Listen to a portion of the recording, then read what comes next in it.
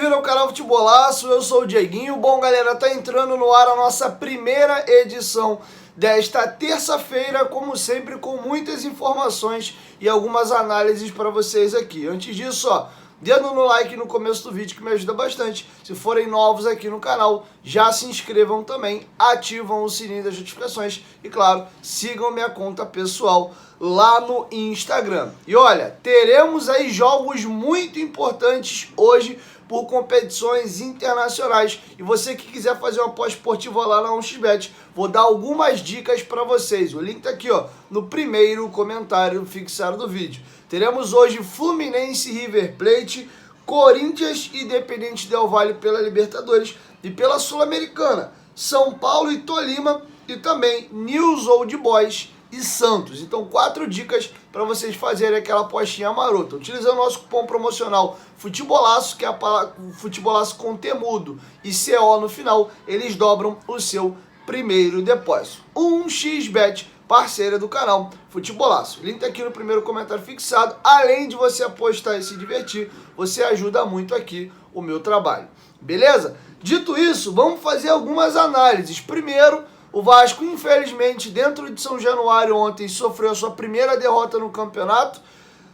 O contraponto disse que o Bahia, que vinha de 2 derrotas, consegue também a sua primeira vitória. E o Vasco fica estagnado ali na 9ª colocação, a 2 pontos do G4 e a 3 pontos da zona de rebaixamento. Literalmente na meiuca, no meio da tabela, na 9ª colocação, tá? E ontem o jogo era justamente um jogo que colocava à prova alguns questionamentos. Será que o Vasco vai ser esse time que vai bem só quando ele é reativo? Quando ele tiver que propor jogo? Quando ele tiver que ser o dono da partida? Será que o Vasco vai conseguir se impor? E mais uma vez ficou exposto esse problema do Vasco. Mas, para não ficar só nas minhas palavras, vamos ouvir um pouco o técnico Maurício Barbieri e aí eu comento por cima aqui. Primeiro, o Barbieri vai fazer uma análise do jogo. Ele, na opinião dele, vai dizer que o Vasco merecia uma sorte melhor pelas oportunidades criadas. E também ele vai explicar um pouco a dificuldade da criação nesse meio campo do Vasco. Foi uma pergunta até feita por mim, que eu também pergunto se a saída do Peck, que é o jogador ofensivamente que mais criava para o time, foi uma opção dele ou se o Peck pediu para ser substituído. Então, com vocês, o Maurício, fazendo uma análise do jogo, tentando, na visão dele, explicar essa questão de por que o Vasco tem tanta dificuldade para criar um setor de meio de campo e também falar da situação do Gabriel Peck. Na volta, eu complemento um pouco aqui a opinião do Barbieri. Acho que você tocou num ponto que é absoluto.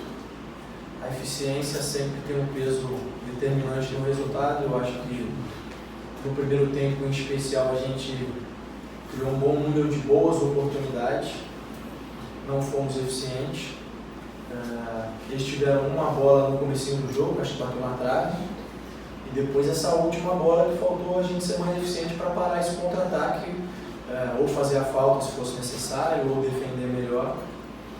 E no segundo tempo eles já vieram com uma postura de esperar muito mais, já abriram mão de sair jogando e fizeram um bloco mais baixo e a gente tentou encontrar soluções, mas eu acho que até por ser uma situação nova no campeonato para nós, de estar atrás, de ter que buscar o resultado, a gente ficou ansioso, começou a errar muitos passes, começou a tomar decisões não tão boas, e a gente conseguiu chegar próximo do gol, mas não conseguiu fazer bem o último passe. O Puma chegou bem à linha de fundo, a gente conseguiu colocar a bola dentro da área, conseguiu ter algumas chegadas próximos ao gol deles, mas faltou o último passe, faltou concluir melhor.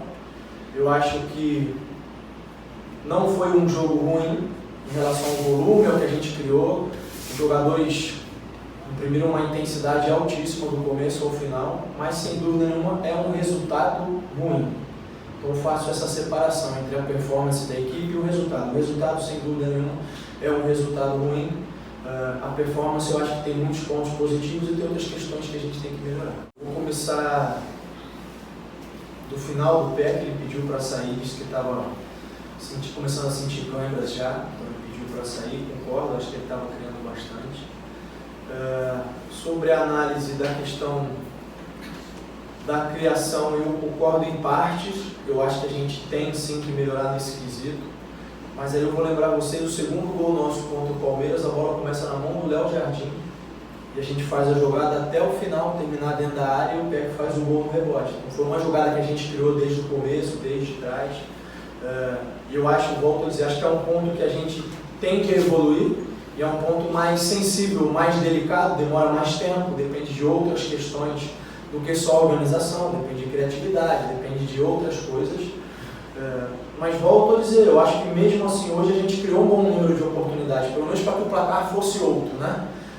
E aí faltou realmente a gente ser mais eficiente, a gente conseguiu roubar muitas bolas pressionando eles lá na frente, faltou definir melhor, conseguiu explorar esse espaço nas costas da defesa, faltou definir melhor.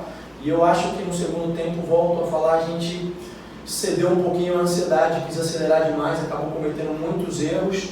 Tanto é que no segundo tempo eles tiveram até muito mais situações de contra-ataque, até de perigo, o Léo Jardim fez boas defesas, porque a gente passou a errar bastante por querer acelerar demais. Bom, o Barbieri dá como exemplo o gol feito pelo Palmeiras, que realmente a bola sai na mão do Léo Jardim, zagueiro, Piton acha um drible bonito em cima do Arthur, carrega, cruza, o Pedro Raul cabeceia, o goleiro espalma e o Peck faz o gol. Mas mesmo nessa jogada, que tem conexão de defesa, meio campo, ataque, até sair o gol, o Barbieri não cita que foi uma jogada construída com poucos toques.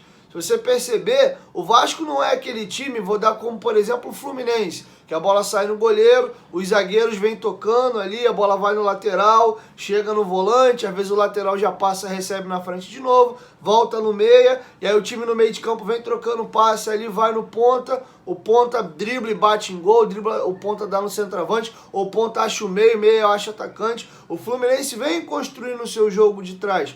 O Vasco é um time que fica muito pouco com a bola, pode perceber. E o pouco quando fica é mais naquela zona morta, que é o quê? Zagueiro, lateral. Lateral, primeiro volante, zagueiro, lateral. Aí o meio-campo do Vasco é facilmente marcado, porque o Barbieri joga num esquema posicional, primeiro volante aqui próximo ao zagueiro, e os outros dois volantes meias abertos, mais espetado, parado. Os laterais bem abertos aqui, os pontas também, e o Pedro Raul lá na frente. O adversário encosta, o jogador está marcado. E aí como é que o Vasco muitas das vezes consegue construir os seus gols? É sofrendo pressão do adversário, quando rouba a bola, mete bola no Peck. Peck puxa contra-ataque, chuta, dá um rebote, alguém faz um gol. Ou os laterais acham bons cruzamentos pro Pedro Raul. O Alex Teixeira tem sido muito importante também, fazendo casquinha de cabeça, ou ele puxando alguns contra-ataques.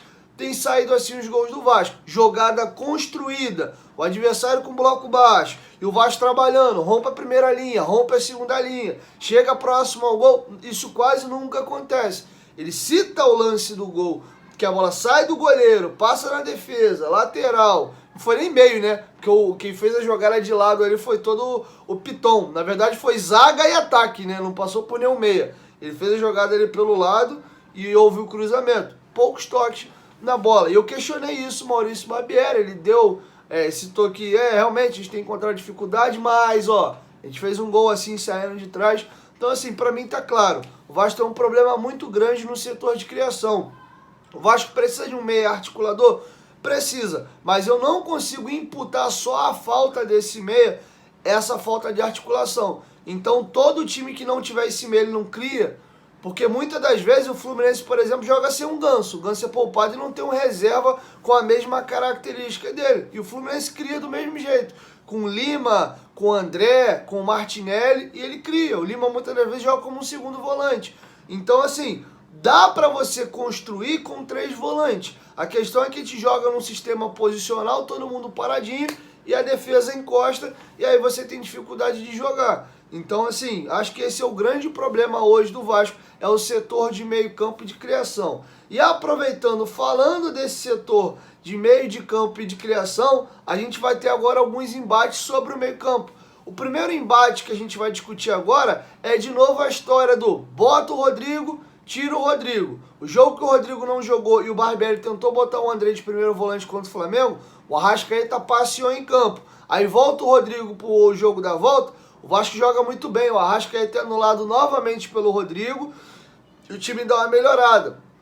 Mas aí o Vasco vai jogar em casa contra o Bahia, faz o quê? Pois tem que propor mais o jogo. Tira o Rodrigo. E o Vasco de novo faz um mau jogo. O Rodrigo já tinha feito alguns jogos ruins. Se você olhar os 2 primeiros jogos do Rodrigo contra Atlético Mineiro e Palmeiras, não foram jogos horrorosos, foram jogos ok. O jogo do Atlético foi um jogo ok, mas quando a bola chega no pé dele, ele tinha um pouco de dificuldade, principalmente quando ele recebeu a marcação-pressão. E isso ficou mais gritante no jogo do Palmeiras. Então, vamos jogar em casa, o adversário mais fechado, põe o Marlon, bota o Andrei para ter uma saída de bola mais qualificada. E quando o Vasco faz isso, jogo do ABC, jogo ruim do Andrei, Vasco mal, eliminado nos pênaltis. Depois nós temos ontem o jogo de novo, põe o Andrei de primeiro homem, solta o Marlon e a coisa também não caminha muito bem.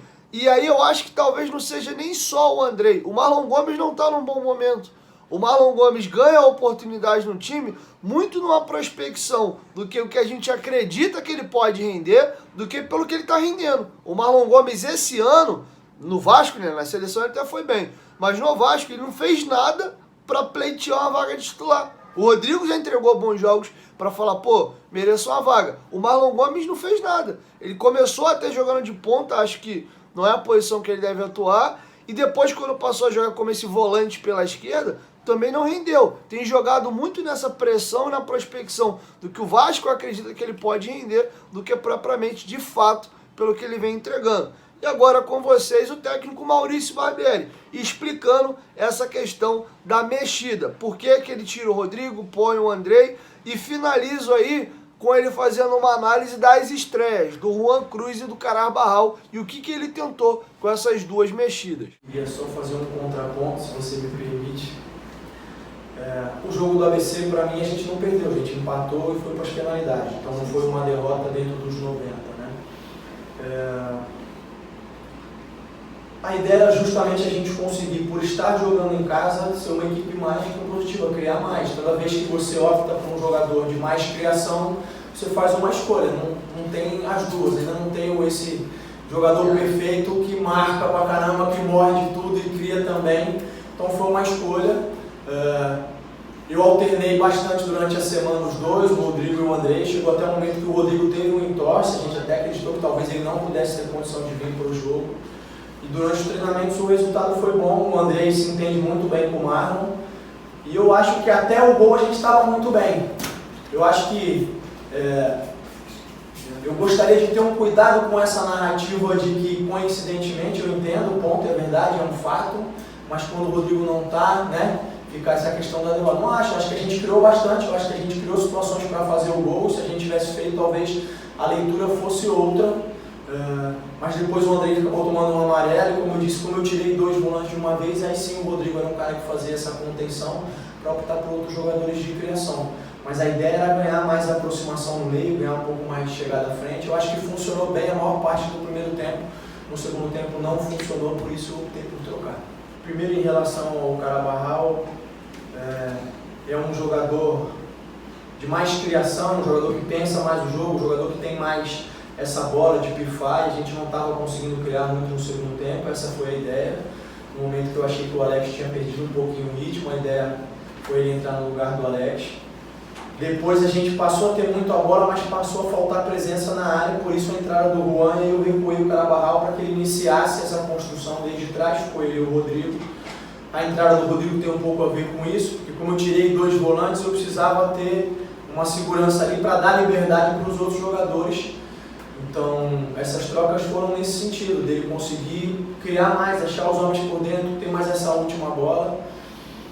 São jogadores que vinham treinando muito bem, não acho que eles conseguiram reproduzir no jogo aquilo que eles vinham apresentando nos treinamentos, mas volto a dizer, eles jogam dentro de um contexto, né? Foi um momento em que a equipe estava muito ansiosa, muito nervosa. Eu acho que eles também acabaram entrando dentro desse contexto e não conseguiram render tudo aquilo que eles podem render. Só uma breve pincelada e aqui eu encerro. O Carabarral fez um jogo, na minha opinião, muito ruim, assim como o Juan, tá? O que não quer dizer que por esse jogo esses 2 jogadores são horrorosos e não prestam, tá? Foi só um primeiro jogo. A gente precisa ver esses jogadores atuando mais para nós formarmos melhor uma opinião, tá? Mas a estreia dos 2 foi sim ruim. E aí tem um detalhe que aí não é culpa nossa. Os clubes têm treinamento fechado, a gente não vê treino. Ele alega que os 2 jogadores estavam treinando muito bem e que eles não performaram no jogo o que eles estavam performando nos treinos. Ele até cita uma coisa que eu acho importante, é importante a gente entender também o contexto. O Vasco em si como um todo estava mal, o time meio afobado, e os caras entram nessa circunstância, né? Então não é só o jogador, o coletivo puxa às vezes o time um pouco para baixo também. Mas enfim, eu não tenho como opinar se realmente eles estavam treinando bem, porque a gente não vê treinamento, tá? Então fica aí a palavra do Barbieri mesmo, do porquê que ele oportunizou os dois jogadores, beleza? Então é isso, galera, assim a gente encerra a nossa primeira edição. Logo mais, entre 4 e 5, eu chego aí com a nossa segunda edição, e no final da noite, nosso terceiro vídeo, tá? É isso, 1, 2, 3, futebolaço, tamo junto, família, qualquer momento, em volta, vai, tamo junto, valeu, fui!